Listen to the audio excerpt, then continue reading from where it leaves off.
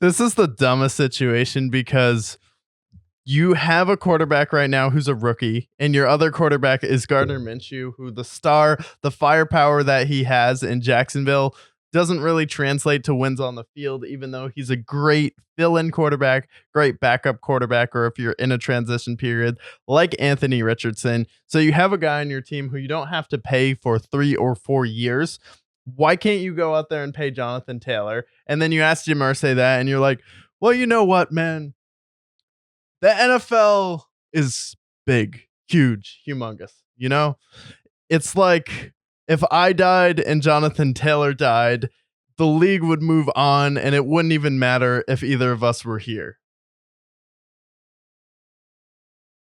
How does that relate to whether or not you're going to pay Jonathan Taylor? And if that's true, and if Jonathan Taylor died tomorrow, the league would not miss him, then that means Jonathan Taylor was like, hey, if I'm not in the league tomorrow, I need to get this money, bitch. It's like, what are you doing? What are you talking about?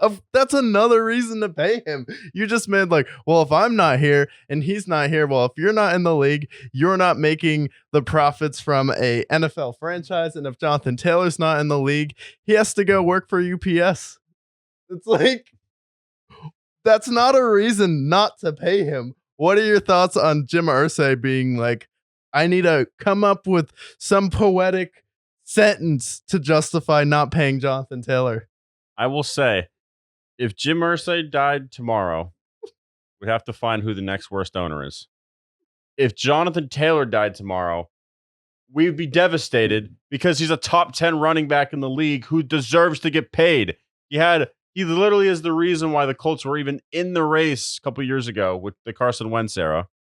And as you alluded to earlier, if he's going to die tomorrow, give him a fucking bag for his family, for fuck's sake. This poor man, he was a second round pick, so he's getting middle of the road compensation for a running back's rookie contract.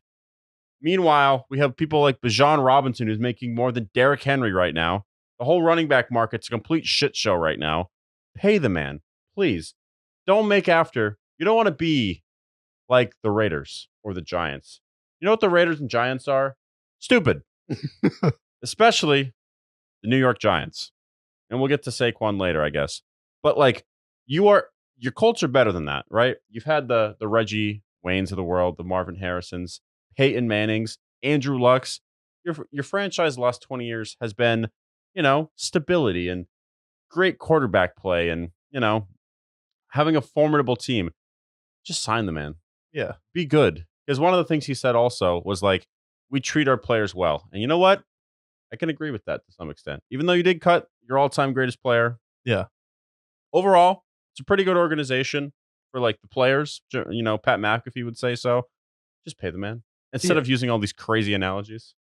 Also, like, if you're talking about a stable organization, like you mentioned, who has Peyton Manning, players like Reggie Wayne and Andrew Luck. Since Andrew Luck, Jonathan Taylor has been the best player in your franchise history. Like, easily. If we started the Colts franchise from when Andrew Luck retired on, the best player in that franchise's history, the one that's had the most impact on winning, has been Jonathan Taylor. He single-handedly demolished the Bills. He had you in a game situation where you had a chance to make the playoffs.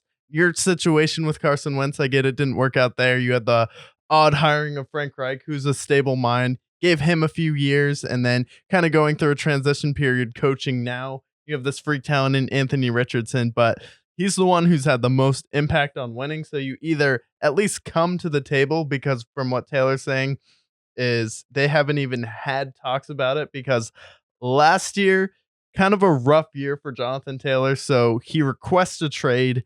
His value's pretty low right now. So if they're like, okay, we should keep him because we're not going to get that much back from him. But they're also like, well, he had a rough injury-riddled year last year.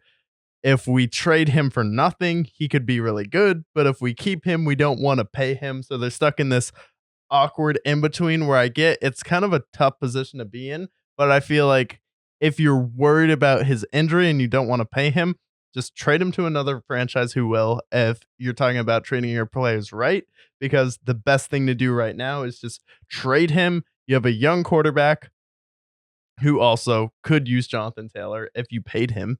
But yeah, he's been your best player since Andrew Luck. Easily. And if you trade him, you could probably get a first or second round pick for him. But for me, I mean, you hired a guy who helped groom Jalen Hurts, who worked in a run heavy offense last year. You think that Anthony Richardson, if he's everything he should be, you pair him with Jonathan Taylor. You still have Michael Pittman, who's a solid receiver, Alec Pierce, who showed promise last year, and you pair that with all that, especially with an O line that still has Quentin Nelson. Your team, it's not going to be a world beater, but it should be like a fun offense to watch, I would think. Yeah. You get rid of Jonathan Taylor, and you're going to be starting Deion Jackson. That's your plan.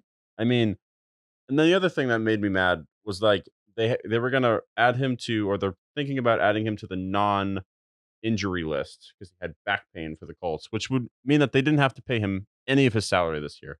It'd be like, I want to get a raise, and then your boss is just like, we're going to put you on this list where you're not going to get paid anything this year. Sorry for asking. That's where I'm like, wait a minute. You talk about having a good organization that treats your players well, and you're not going to pay him a lick at all. He's owed $5 million. You're gonna put him on this list of backman that he doesn't have. That's how you're going to treat your players. That's disgraceful.